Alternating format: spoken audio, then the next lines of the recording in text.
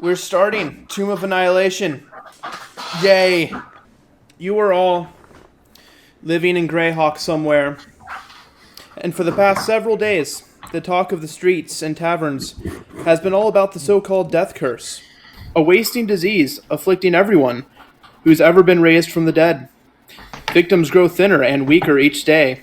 So slowly, but steadily sliding toward the death they once denied. When they finally succumb, they can't be raised, and neither can anyone else, regardless of whether they've ever received that miracle in the past. Temples and scholars of divine magic are at a loss to explain a curse that has affected the entire region, and possibly the entire world. In other news, about 30 years ago, Barovia returned to Greyhawk. It's interesting because people don't remember it leaving, but apparently it left and was gone for the longest time, and now Barovia's just back. And it's no longer ruled by Strahd, it's now ruled by someone else. And this morning, you all got a letter in the mail from the ruler of Barovia, Dark Lord and Savior Jesus Smackledog, saying that you are worthy to go on an epic quest to try and save our souls from the death curse. And that you should meet up on roll 20, where a chariot will pick you all up and take you to Barovia at Castle Ravenloft for dinner to meet with Jesus Smackledog and learn about the quest. So, you all meet up there, and you're all together. The chariot comes up. There's just some dude. He's wearing a black cloak and looking all spooky, and he looks at you, and he puts his hand out as if he wants your bags. And I assume you give him your bags, and he just kind of grabs them and puts them behind him very eerily. And you go into the chariot. Let's load up. And there you are.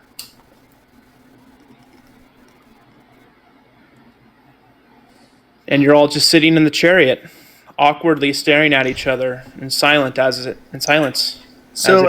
rumbles anybody along. else get this weird letter from a Lord Mackledog, Dark Lord Mackledog?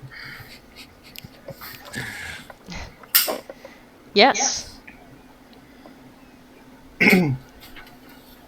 Well, I guess that means we're on the some kind of payroll or a mission if we so choose to accept. Well, that seems interesting. You know, I'm always down for a good adventure. Make a song out of it. Dance and sing.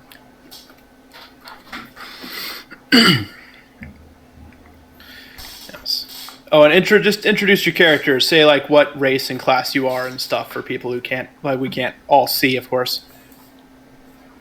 I'm Gandalf the Dark. I am a half-elf, a warlock. I am Hops. I am a orange grung. I am Amber. I am a mountain dwarf. Ranger. How did that happen? Oh my gosh. I have no idea what that even is. I'm Yaskier Dandelion. I am your humble bard. I'm a half-elf, and I like to travel the world and meet new and interesting people and write songs about them. I have no idea why that. That's me. Yeah. There's all our characters. What? What about the Dragonborn just sitting there in the chariot? Hey guys, forward. That's all I gotta say. I like burning people. That's about it. Nice to meet you. And you. I've never met a Dragonborn before. Well, today's your lucky day, I guess. Just so you know, I'm only 3 feet tall, I weigh like 30 pounds, and I'm mostly naked. Hell yeah. As you should be. You're a frog. Yeah, you got to do that amphibian shit stuff. You know, whatever it is amphibians do all day. All right. You've come to some woods now. The trees have gotten a bit darker and a little edgier. You've passed through a gate. You hear some werewolves, but you're in a chariot, so no big deal. Well, wolves, you hear. And you go into a little town, and off to your right, you see a very tall, kind of spooky-looking house with a couple of kids standing off in front of it, just kind of staring at you all as you go past. And you're just going through the village, which the writer tells you is the village of Barovia. Yeah, those kids weren't creepy at all.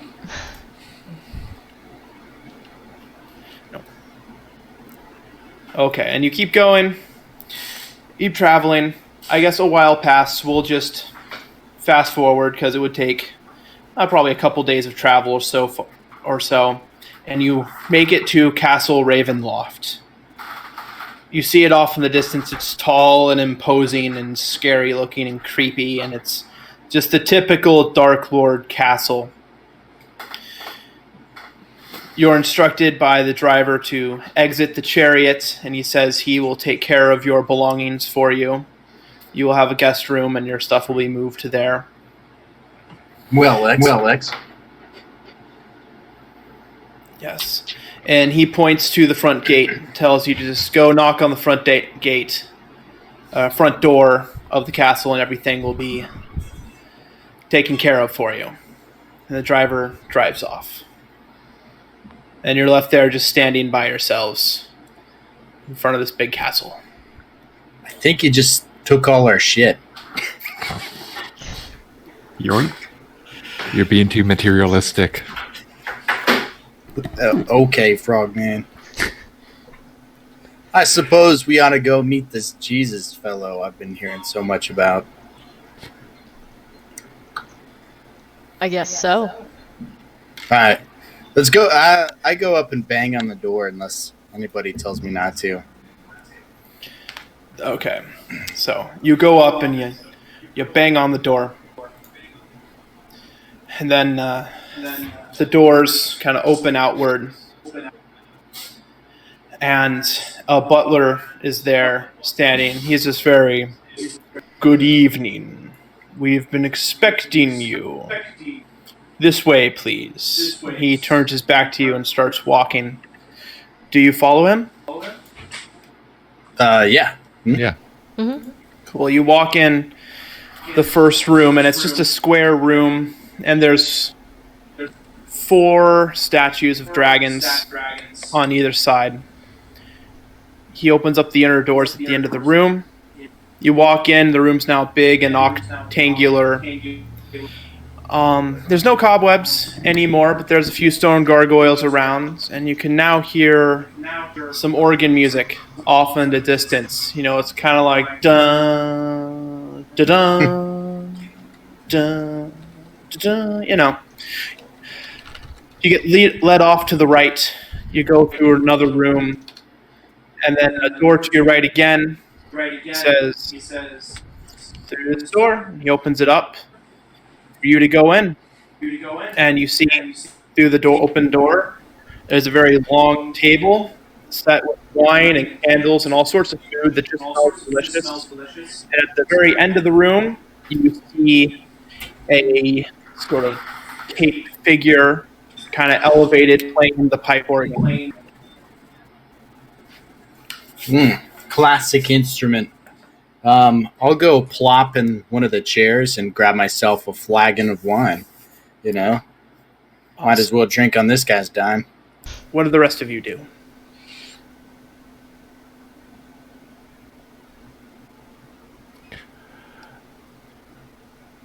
What do the rest of you do?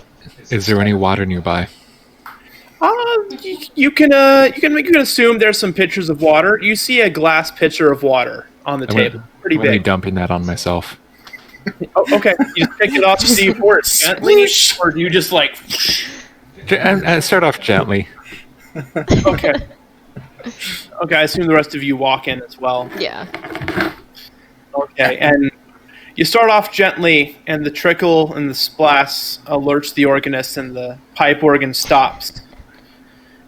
And then the organist stands up and turns around and goes, "My new friend, I am Jesus Mackeldog, Dark Lord and Savior of Barovia. Hell yeah. Thank you for coming to dinner with me. Sit, help yourselves. It's time." Sorry. And he goes and reaches and grabs a cane. And he limps down the steps and goes over to the head of the table. Like, it's time for you young pups to start your grand adventure. And a servant comes and pulls his chair out. And he goes and plops down in it. My prime is long past. Knees aren't what they used to be. But I see lots of sprite in you all. Yes, that's why you're here. I assume you've heard of this death curse going around. Yeah, we may have heard a little bit about it. Yes, well, at the beginning of my adventures, I unfortunately died once and was resurrected by the dark powers that be. And because of this death curse, I am affected. It affects all who have died and have been resurrected. I feel like my life force just lowers a bit each night around midnight. It's hard to describe, but if my health had a number, a max number, if there was a sort of a max HP number, that would be going down by 1 every midnight. And the cleric, I can't make it go back. No one can make it go back up. And no one else can be risen from the dead either. We don't know why.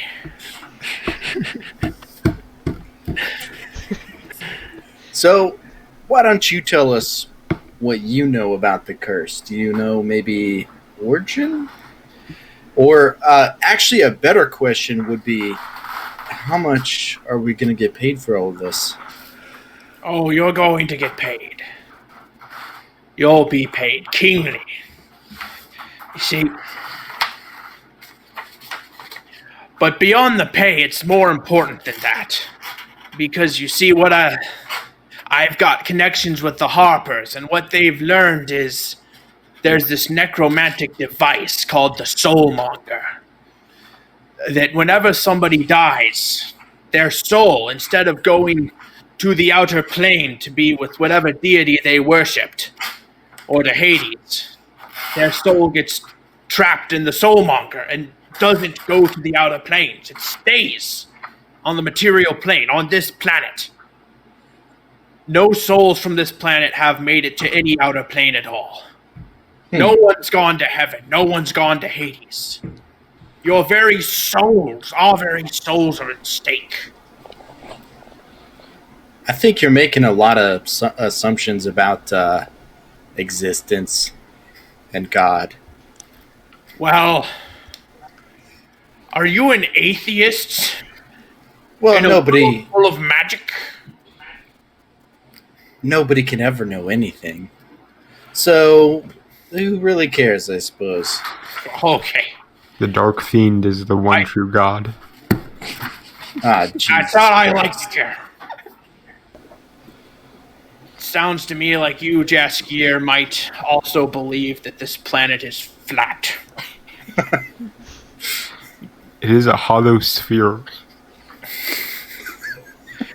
Anyway, should you choose to undertake this adventure, you should know that if you die, there's no coming back. That is, if you die unsuccessfully, you can't come back. But if you are successful, you'll have saved everyone's souls and afterlives. And I, being old, am looking to retire. I need to find a group of adventurers who are worthy to replace me as the Lord of Barovia.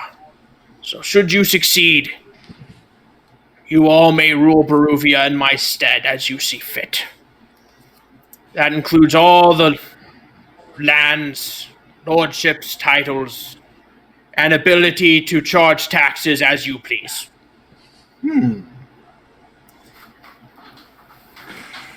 You have my interest, sir. Yes. I may even give you some magic items up front.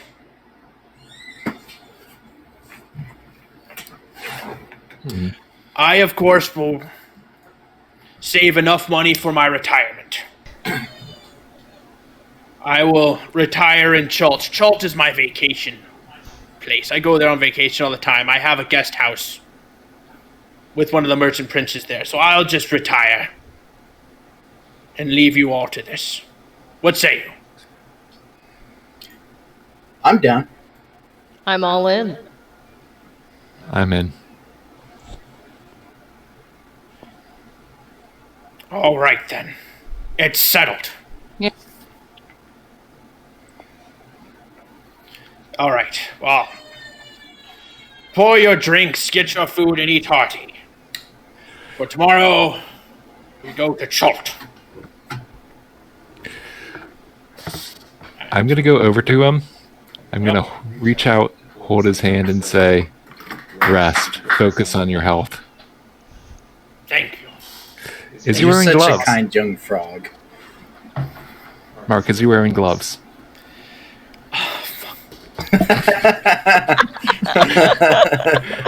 I have to say no because he's playing the piano. He was just playing the pipe organ. Why would he be wearing gloves? He needs the Okay. dexterity. You know what? You know what's gonna happen. He's also one of the most powerful heroes in Barovia. He is. He's the frickin' king. And if I remember, a werewolf. Jesus Macrodog. Yeah. But I want to see the Constitution save. I am so glad I saved Jesus Mackeldog's character sheet. Give me a moment. Wait, what's this spell? Thunderous whatever? Rebuke? Oh snap! I forgot about that. But this isn't an attack. There's no attack going on right now. I'm just touching. Well, I don't. He has to make a save. He can choose to thunderously rebuke you, and it's like 4d6 plus something. I thought that was like a bonus action, or using a bonus action that can only be triggered off an attack. No, it's a reaction. But I'm doing no action. Well, You are doing action. You're holding his hand. Oh yeah. I don't know this, of course, because this would be metagaming, but I can't wait to see your little froggy ass get, fucking shocked. Okay, Brent. So I don't recall how do you know how your poison works? it's a touch thing. It's a touchkin. I can read it to you right now. Sure. Any character that grapples you or otherwise comes in direct contact with your skin must succeed on a DC 12 Constitution saving throw or become poisoned for 1 minute. A poisoned creature no longer in direct contact with you can repeat the saving throw at the end of each of its turn, ending the effect on a success. Okay. Well, he's got a +4 to his con saves. Or if it was a Constitution mod. So, Roll it. 13 plus 4. He needed... There we go. He passed. Don't forget, he can also thunderously rebuke the frog. That is I an think that's attack. only for attacks. It was a touch attack. Well, I didn't roll an attack dice, so You're it's right. not- If you don't make an attack roll, you're not attacking. That's in the rules somewhere. So he passes. He's not poisoned. The Dark Lord just shakes your hand happily. Such a cute little frog trying to kill people so early. it doesn't. It just causes them to have disadvantages Which, on attack. yeah, and he's old and not adventuring anymore, so That's true. I think it's just attack. If my health had a number, a max number, if there was a sort of a max HP number, that would be going down by 1 every midnight.